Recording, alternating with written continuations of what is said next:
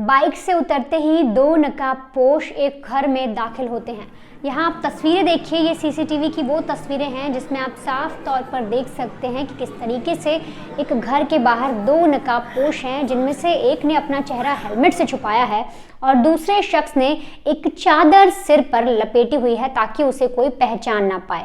इसके बाद ये घर का दरवाज़ा खोलते हैं, घर के अंदर घुसते हैं और बेहद बेफिक्र अंदाज में, जैसे इन्हें किसी चीज़ की परवाह ही नहीं, सीधे सीढ़ियों की तरफ जाते हैं और एक एक कर ऊपर जाने लगते हैं।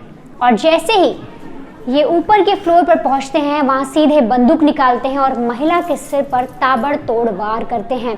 एक बेटी के सामने एक माँ को ताबड़तोड़ गोलियों से भूना जाता है। इसके बाद उस पर चाकू से अटैक किए जाते हैं और फिर ये दोनों बदमाश फरार हो जाते हैं। आखिर क्यों एक घर में इतने बेफिक्र अंदाज में ये कातिल, ये बदमाश दाखिल होते हैं और एक महिला को टारगेट करते हैं? और उसके बाद जो कातिल है वो कोई और नहीं बल्कि घर का ही कोई सदस्य है, जो बड़े आराम से बेफिक्र घूम रहा है, हर किसी से बात कर रहा है, पूरी साजिश रच रहा है। घर का ही कोई एक ऐसा शख्स है जिसने इस पूरे कत्ल को अंजाम दिया, जो मास्टरमाइंड है।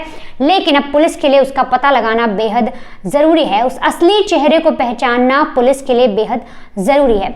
दरअसल उत्तर प्रदेश के मेरठ में 55 साल की एक सोहन वीरी नाम की एक महिला रहती हैं, जो पहले 10 साल पूर्व प्रधान रह चुकी हैं वहाँ की, और उन्हीं की इस वक्त हत्या की गई है। हत्या क्यों की गई, कैसे हुई, क्या है, वो मैं आपको समझाऊं उससे पहले आपको सीसीटीवी की तस्वीरों के तहत और घर के जो दरवाजे हैं, घर के जो हालत हो गई है, घर को किस तरह से इतर बितर किया गया है, वो चीज़ें मैं आपको दिखाती हूँ। इस वक्त आप जो स्क्रीन पर घर देख रहे हैं, यही वो घर है जहाँ पर सोहन वीरी अपनी बेटी निशा के साथ और अपने नातियों के साथ रहती थी।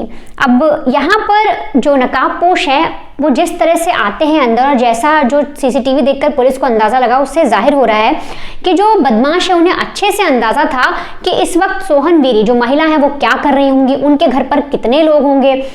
बाकायदा ये तक पता था कि उनकी बेटी इस वक्त कहाँ होगी, किराएदार घर पर है कि नहीं है, बेटे कहाँ पर हैं, और घर का एक एक चप्पा चप्पा जो ये बदमाश हैं, जो किलर्स हैं, वो जानते थे। साथ ही साथ उन्होंने अंदर आने से पहले 1 घंटे उस पूरे इलाके की रेकी की कि क्या कोई पड़ोसी बाहर तो नहीं है, क्या इस वक्त जो लोग हैं वो ज़्यादा टहल तो नहीं रहे, घर के बाहर सन्नाटा है या ज़्यादा लोग घूम रहे हैं। पूरी तरीके से जो किलर्स हैं उन्होंने बाकायदा हर एक चीज़ की रेकी की और फिर पूरा प्लान बनाने के बाद बड़े ही शातिर तरीके से वो घर में दस्तक देते हैं। यहाँ तक कि किलर्स ने ये भी ध्यान रखा, क्योंकि जो सोहन वीरी थी वो जिस घर में रह रही थी, जो आप घर देख रहे हैं, इसके निचले फ्लोर पर किराएदार रहा करते थे। रवि नाम का एक किराएदार था जो उस वक्त घर से बाहर गया था, और किराएदारों के लिए ही जो दरवाज़ा है वो हमेशा खुला रखते थे, कभी वो लोग जो मेन गेट है उसको लॉक नहीं करते थे।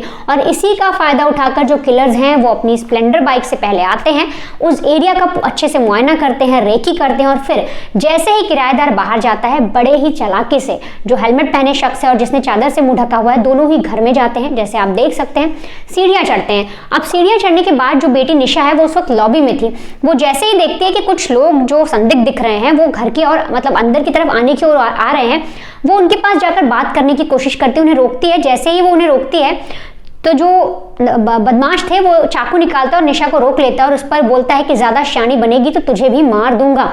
अब इसके बाद जो माँ है, यानी जो सोहन वीरी है, वो उस वक्त किचन में थी। वो जब जैसे अपनी बेटी को तकलीफ में देखती हैं, सुनती हैं कि बाहर से कुछ अजीब तरीके की आवाज़ आई है, वो फौरन किचन से बाहर निकलती हैं। और जैसे ही वो किचन से बाहर निकल रही होती हैं, लॉबी की तरफ आ रही होती हैं, वैसे ही एक बदमाश गोली निकालता है और सीधे उनके सिर पर गोली से अटैक करता है।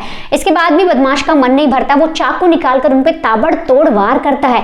इसे देखकर ये साफ तौर पर लग रहा था कि कोई लूट का इरादा नहीं था, कोई ऐसी कोई चीज़ नहीं थी जो उनके घर से उन्हें चुरानी हो, बल्कि साफ दिख रहा था कि उस महिला के लिए इस कदर नफरत भरी थी और इसीलिए लोग उसे मारने आए थे। अब जब ये पूरा हत्याकांड होता है, बेटी के सामने एक माँ को, 55 साल की जो महिला है, उसको मौत के घाट उतारा जाता है इतनी बेरहमी से, तो उसका रो रो के बुरा हाल होता है। वो लड़की कोशिश करती है उन्हें पकड़ने की, लेकिन जो बदमाश है वो भाग जाते हैं, बेटी को जिंदा छोड़ देते हैं। अपनी स्प्लेंडर बाइक जो बाहर उन्होंने खड़ी की थी उसी से वो सीधे फरार हो जाते हैं और हाईवे की तरफ निकल जाते हैं। पुलिस को बुलाया जाता है, पुलिस आती है, इन्वेस्टिगेशन करती है, तमाम तरीके की सीसीटीवी फुटेज देखी जाती है और इसके बाद पुलिस कुछ इन्वेस्टिगेशन करने के बाद कुछ लोगों के नाम बताती है। मैं आपको आगे की स्टोरी बताऊं कि आखिर ऐसा क्यों हुआ, क्या है माजरा। आप सबसे पहले उस बेटी की खुद जुबानी सुनिए जिसने ये पूरी वारदात अपनी आंखों के सामने देखी। उसने अपनी माँ को मरते हुए अपनी आंखों के सामने देखा। आए मुझसे कहने लगा अंदर चल। मैंने कहा अंदर क्यों चलूं, कौन हो तुम पहले ये बताओ। तो फिर कुछ नहीं, इतनी देर में मेरी मम्मी निकल गई। मम्मी ने कही ऐसे कैसे बात कर रहा, बदतमीजी से, कौन है भैया। तो इतने में उन्होंने गोली गन निकाली और मम्मी के माथे में मार दी। मम्मी कहाँ बैठी थी? मम्मी बैठी नहीं थी, मम्मी अंदर कमरे में से उठ के आई थी। मम्मी यहाँ तक ही आई थी, ये जहाँ पे गोली लगी हुई है। उन्होंने इतने मतलब अंदर को बढ़ते रहे वे, मैं मतलब मुझे ऐसे धक्का देकर उन्होंने तुरंत गन निकाल कर मम्मी को गोली मार दी। अच्छा, किसी सर क्या आपको? कौन हो सकते? शोदान, जितेंद्र पवार और आदर्श गुप्ता। किस बात को लेकर? ये तीनों मिले हुए हैं। किस बात को लेकर? सर मेरे भाई का केस चल रहा है। मेरे भाई विटनेस मेरी मम्मी है। मेरी मम्मी केस हैंडल कर रही थी। कौन सा केस, क्या केस था? सर वो ऋषिकेश की फैक्ट्री का केस है, उसके पैसे फंसे हुए हैं। कितने? एक ये 4 करोड़ का मामला है, मतलब काफी टाइम हो गया है। किसके पास पैसे फंसे हुए? इन तीनों के पास। तो इसके शोधान के कोर्ट से ऑर्डर हो रखे हैं अरेस्ट होने के। तो मेरी मम्मी बयान देने न जा पाए, इस चक्कर में उन लोगों ने। पहले भी कोई धमकी मिली हुई आप लोगों को? जी, ये लोग अक्सर धमकी देते रहते थे मम्मी को। तो जमीन खरीदी थी क्या स्क्रैप खरीदा था?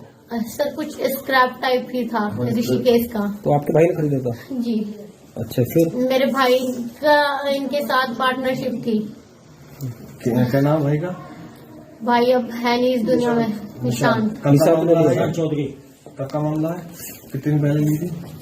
सर अभी मैं कुछ इतना एग्जैक्टली। तो आपको लग रहा कि इन्होंने हत्या करी है? सर मुझे पूरा शक नहीं, पूरा यकीन है सर इन्होंने कराया है। बिल्कुल। उनमें से कोई था तो नहीं उस टाइम जब आए दोनों में से? होंगे सर, आसपास होंगे। वो नहीं थे मगर वो उन्होंने किसी को भेज के करवाया। नकाब पोस्ते जो मारने वाले, इन्होंने तो नकाब ही डाला था। फिर आपको भी धमकी देकर गया? इतना धमकी देने का, जब मैंने शोर मचाना शुरू कर दिया उन्होंने गोली मार के भाग गए वे। तो बेटी ने यहाँ कुछ लोगों के नाम लिया। अब आखिर ये लोग हैं कौन जिनको बताया जा रहा है कि हो ना हो यही लोग उसकी माँ के कातिल हैं, वो इस पूरे हत्याकांड में शामिल हैं। तो दरअसल जो सोहन वीरी हैं उनकी एक बेटी निशा और 2 बेटे थे, विक्रांत और निशांत। तो जो विक्रांत है उसकी कुछ साल पहले मौत हो चुकी है।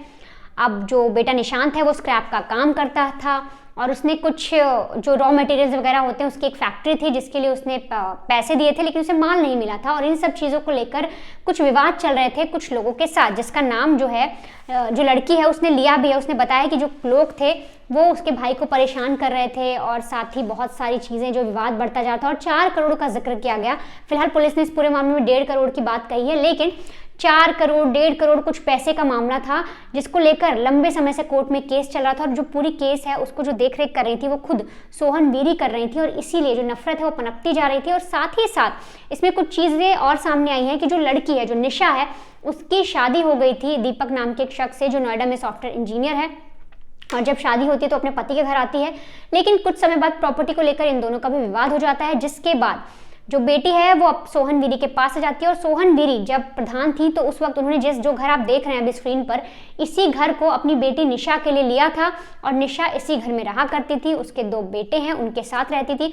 साथ ही साथ जो सोहन वीरी के बड़े बेटे थे जिनकी मौत हो गई थी, उनकी जो पत्नी है वो गांव में रहती है और उनका जो पोता है वो भी इस वक्त घर आया हुआ था। और इसी वक्त ये पूरा हत्याकांड जो है, इस पूरे हत्याकांड को अंजाम दिया गया। बाकायदा जो शूटर्स हैं वो रेकी करके आते हैं और इसके बाद गोलियां चलाना शुरू कर देते हैं।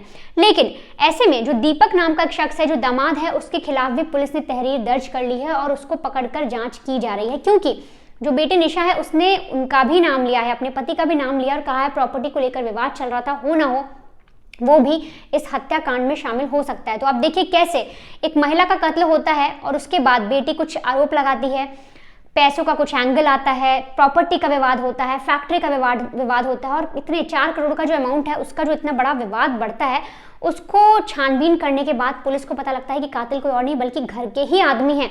और इसमें जब दामाद दीपक को अरेस्ट किया जाता है, अब उससे पूछताछ की जा रही है उससे छानबीन की जाएगी कि क्या उसका कुछ लेना देना है, क्या वो मास्टरमाइंड है, क्या उसने इन आरोपियों की हेल्प की। क्योंकि साफ तौर पर यह दिख रहा है कि जिस फैक्ट्री को लेकर विवाद हुआ था उसमें मिले हुए लोग और जो दामाद दीपक है उनकी मिलीभगत होगी और इसीलिए इस महिला का कत्ल किया गया है।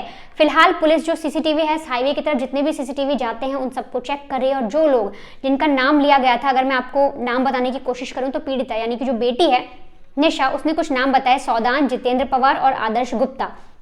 इन लोग के नाम लिए और कहा ये मेरे भाई के बिजनेस पार्टनर थे, तो हो सकता है इन्होंने इस हत्याकांड को अंजाम दिया होगा और इसीलिए जो पुलिस है वो हाईवे तक जितने भी सीसीटीवी खंगाल सकती थी उनको खंगाल रही है, इनको पकड़ने की कोशिश कर रही है और इनको पकड़ने के बाद साथ ही साथ दीपक जो दामाद है उससे जानकारी निकालने के बाद ही इस पूरे हत्याकांड की जो असली वजह है वो सामने आ पाएगी और पता चल पाएगा कि आखिर कत्ल क्यों किया गया। क्या सच में प्रॉपर्टी का विवाद था, 4 करोड़ का कोई विवाद था, या कोई इतनी बुरी पर्सनल दुश्मनी थी, या ये दामाद जो है अगर इसने साजिश रची तो क्या ये अपनी पत्नी निशा से बदला लेना चाहता था इसलिए उसकी मां को मरवा दिया। तो तमाम तरीके के जो सवाल हैं वो इकट्ठा हैं। फिलहाल आपने सीसीटीवी की तस्वीरें देखी, बेटी की बातें सुनी और वो घर का मंजर भी देखा जिसमें इस खौफनाक हत्याकांड को अंजाम दिया गया।